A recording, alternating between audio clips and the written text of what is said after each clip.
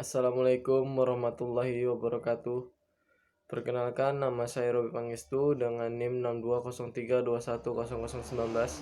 Saya dari kelas IKRD. Di sini saya akan memenuhi suatu tugas proyek dari mata kuliah kepemimpinan. Di sini ada perilaku organisasi. Apa itu organisasi? Organisasi itu suatu kelompok yang bekerja sama untuk tujuan bersama.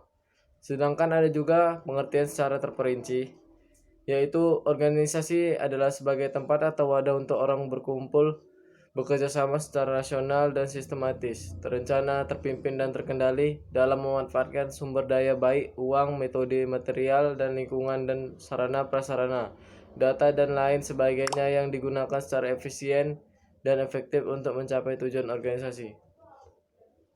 Di sini juga ada 6 elemen struktur organisasi. Yang pertama itu spesialisasi pekerjaan. Yang kedua itu ada departementalisasi. Dan yang ketiga itu ada rantai komando. Dan yang keempat itu ada rentang kendali. Dan yang kelima itu ada sentralisasi dan desentralisasi. Dan yang keenam itu ada formalisasi. Di sini ada fungsi struktur organisasi. Yang pertama itu kejelasan tanggung jawab, yang kedua itu kejelasan kedudukan, dan yang ketiga kejelasan jalur hubungan serta kejelasan uraian tugas.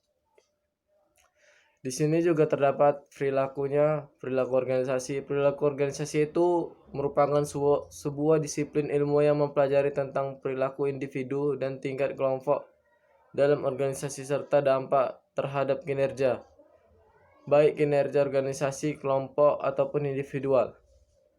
Perilaku organisasi ini juga dikenal sebagai studi tentang organisasi. Studi tersebut merupakan bidang telah akademik khusus yang mempelajari organisasi dengan memanfaatkan metode-metode dari sosiologi, ekonomi, ilmu politik, antropologi, serta psikologi. Dan di sini ada faktor yang mempengaruhi kepemimpinan. Yang pertama itu ada faktor kemampuan personal. Di sini bisa kita lihat pengertiannya. Kemampuan personal itu adalah kombinasi antara potensi sejak pemimpin dilahirkan ke dunia sebagai manusia dan faktor pendidikan yang ia dapatkan.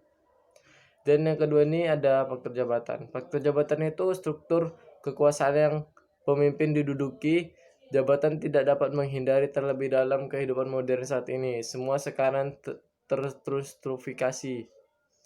Dan yang ketiga itu ada faktor situasi dan kondisi.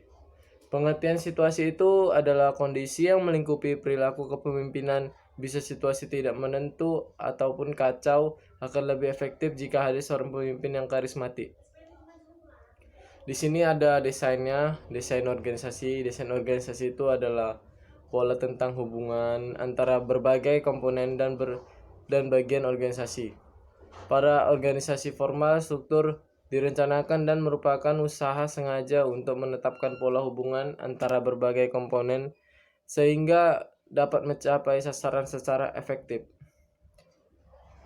Di sini juga ada kompleksitas. Kompleksitas itu mempertimbangkan tingkat diferensiasi yang ada dalam organisasi, termasuk di dalamnya tingkat pembagian kerja, jumlah tingkatan di dalam hierarki organisasi. Di sini ada pengembangan organisasi. Jadi pengembangan organisasi itu perlu karena pengembangan organisasi itu suatu usaha terencana dan berkelanjutan untuk mencakup organisasi secara keseluruhan. Dan juga di sini ada tujuan pengembangan organisasi. Tujuannya itu meningkatkan keharmonisan hubungan kerja antara pemimpin dan anggota lainnya.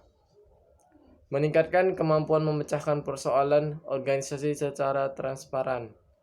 Peningkatan keterbukaan dalam berkomunikasi. Di sini ada proses organisasi. Proses organisasi adalah segala aktivitas utama yang dilakukan dalam suatu organisasi.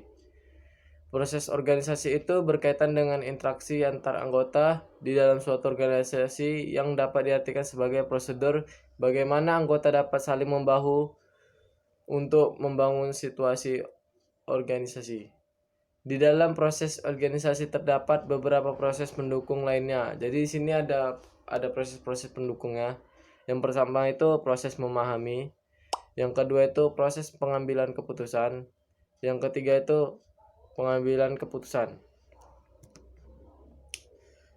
Sekian dari saya. Apabila saya ada kesalahan, saya mohon maaf. Wabillahi taufiq wa hidayah. Wassalamualaikum warahmatullahi wabarakatuh.